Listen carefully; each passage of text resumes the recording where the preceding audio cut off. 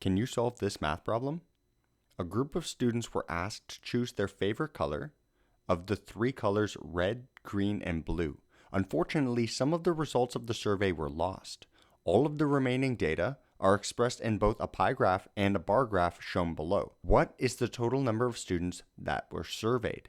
If you want to solve this on your own, pause the video right now because we're about to hop into the solution. All right, let's take a look at how to solve this problem. So first, I'm going to have a let statement for the unknown value that I'm trying to solve. So I'm going to let n represent the total number of students surveyed. So n is what I'm looking for in my question.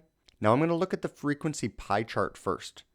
Now the frequency of red happening is 20%, and I know this because the sum of the entire pie chart is 100%, and if 45% is blue and 35% is green, that totals up to 80% total, and the remaining percent must be red, and that's 20%, because 100% minus 80% is 20%. So I know the frequency of red is 20%, which I can also write as 1/5. Now, if I look at the bar graph, it tells me the number of students, and you'll see that I'm only given the number of students who chose red. However, that should be enough to solve, because the number of students who chose red is 8, and I know that's 20% of the total number of students. So I can write an equation that looks like this.